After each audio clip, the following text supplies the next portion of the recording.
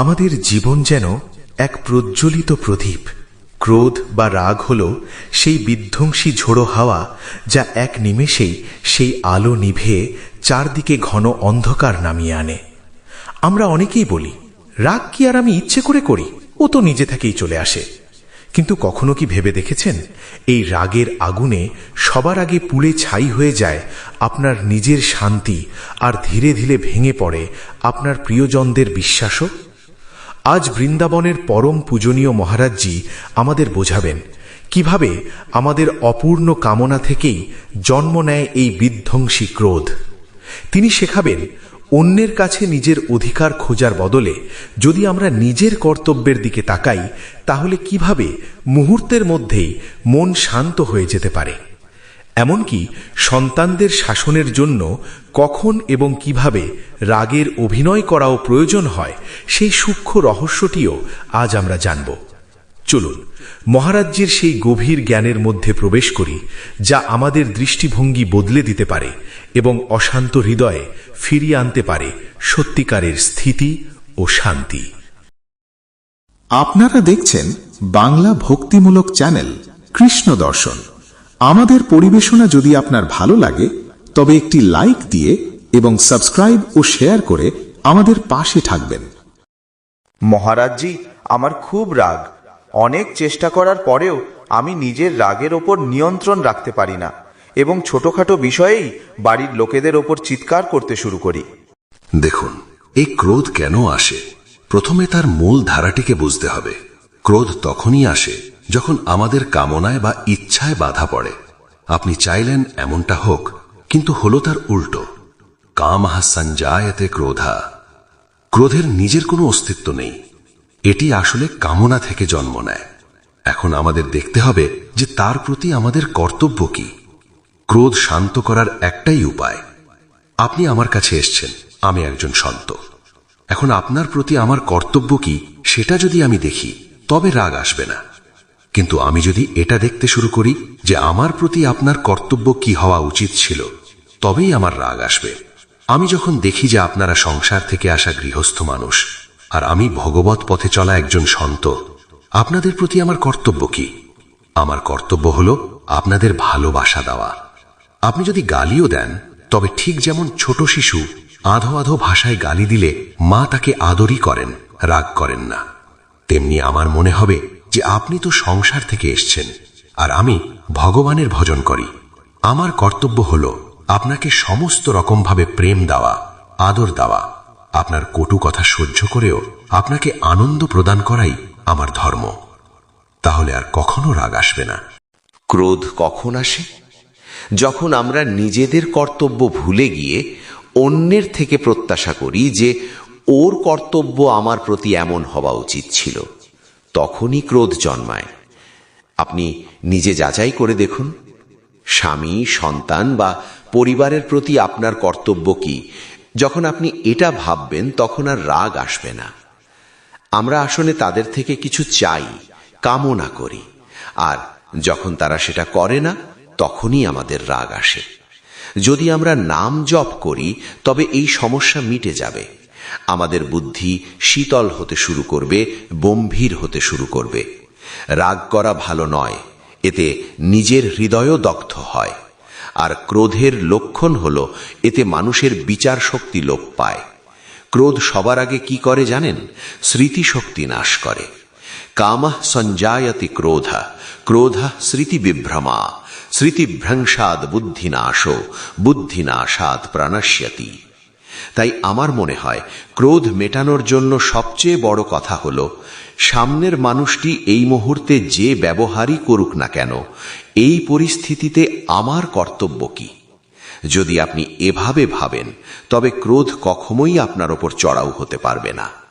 যখনই আমরা ভাবি ওর কর্তব্য ছিল এটা করা, কিন্তু ও করেনি, আর নিজের কর্তব্যের দিকে নজর দিই না, তখনই আমাদের রাগ আসে। ক্রোধ আসা এবং ক্রোধের অভিনয় করা, এই দুটির মধ্যে পার্থক্য আছে। কারো কারোর ক্ষেত্রে তো ক্রোধের অভিনয় করতেই হয়। যেমন পিতা এবং মাতা, তারা সন্তানদের খুব স্নেহ করেন, কিন্তু তাদের ক্রোধের অভিনয়ও করতে হবে। সময় মতো তাদের খাবার দিন, বস্ত্র দিন, প্রয়োজনীয় চাহিদাগুলো পূরণ করুন, কিন্তু আপনার নজর বা তদারকি এমন শাসনপূর্ণ হওয়া উচিত যেন তাতে ক্রোধ নয় কিন্তু শাসন থাকে। এই সময় তুমি কোথায় ছিলে, এতক্ষণ কেন দেরি হলো, এভাবে তদন্ত হওয়া উচিত। এবং তার মনে হওয়া উচিত যে আপনি রাগ করছেন, কিন্তু আপনি রাগবেন না, এটা কেবল তার সংশোধনের জন্য। যেমন আমাদের রাষ্ট্রীয় বিধান বা নিয়ম অনুযায়ী এমন তো নয় যে সবার শাস্ত্রের জ্ঞান নেই বা সবাই ভজন করে না, সবারই জ্ঞান আছে। কিন্তু তুমি যদি দুষ্টের ভূমিকা পালন করো তবে আমি তোমার উপর শাসনের নিয়ম তো প্রয়োগ করবই, এবং তার ফল হবে আমাদের ভগবানের প্রসন্নতা। এটা কোনো বিদ্বেষ নয়, এটা ক্রোধও নয়, এটা হলো দায়িত্ব। কারণ ভগবানের তৈরি সমাজের মর্যাদা তুমি নষ্ট করছো, আর সেই মর্যাদা রক্ষা করাই আমাদের পূজা। এখন তার মনে হতে পারে সে কষ্ট দিচ্ছে, দণ্ড দিচ্ছে। আরে না, যদি তারাই শাসন না করেন তবে তাদের পাপ লাগবে। তাই কোথাও কোথাও ক্রোধ না থাকলেও ক্রোধের অভিনয় করা বা সং সাজা অবশ্যই উচিত। পিতামাতা এবং গুরুজনদের দ্বারা যখন এটি করা হয় তখন তাদের খেয়াল রাখতে হবে যেন তারা সত্যি ক্রোধের বশবর্তী না হন।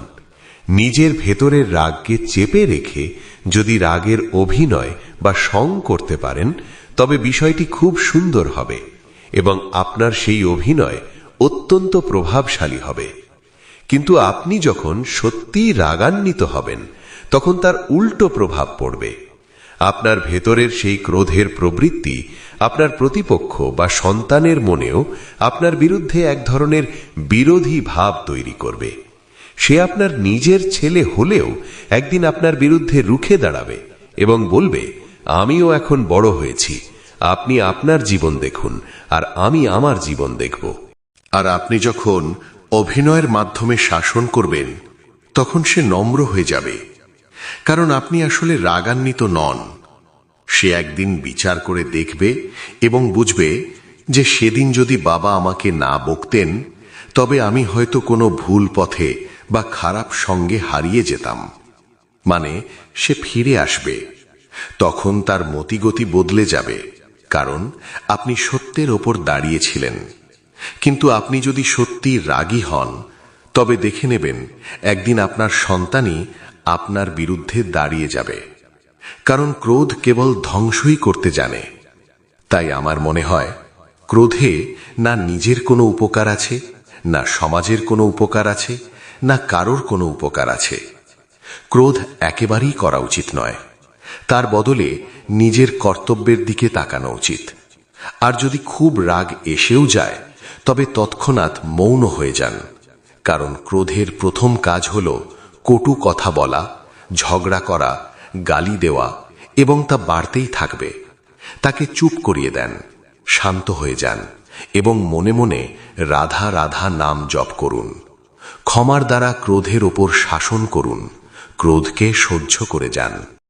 মহারাজজির এই অমূল্য শিক্ষা আমাদের জীবনের এক গভীর সত্যকে উন্মোচিত করে। রাগ আসলে আমাদের অন্তরের অভাব ও অপূর্ণ প্রত্যাশারই বহিঃপ্রকাশ। আমরা যখন অন্যের কাছে প্রত্যাশার হাত বাড়াই আর তা পূর্ণ হয় না, তখনই রাগের বিষ বাষ্প আমাদের মনকে গ্রাস করতে শুরু করে। কিন্তু যদি আমরা অন্যের কাছে প্রত্যাশা না করে নিজের কর্তব্যের দিকে মনোযোগ দিই এবং হৃদয়ে সদা ভগবানের নাম রাধা রাধা স্মরণ করি, তবে ক্রোধ আমাদের স্পর্শ করার শক্তিই হারিয়ে ফেলবে। তাই আজ থেকেই একটি ছোট্ট অভ্যাস শুরু করুন। যখনই মনে রাগের সঞ্চার হবে সঙ্গে সঙ্গে প্রতিক্রিয়া না দিয়ে কিছুক্ষণ মৌন থাকুন। সেই সময় মনে মনে ভগবানের নাম স্মরণ করুন। দেখবেন অল্প সময়ের মধ্যেই মন শান্ত হয়ে উঠবে। মনে রাখবেন, শান্ত সমুদ্রের গভীরতা যেমন সহজে মাপা যায় না, তেমনি একজন সত্যিকারের শান্ত মানুষের অন্তর্নিহিত শক্তিও অপরিসীম। ভালো থাকবেন। রাধা রাধা।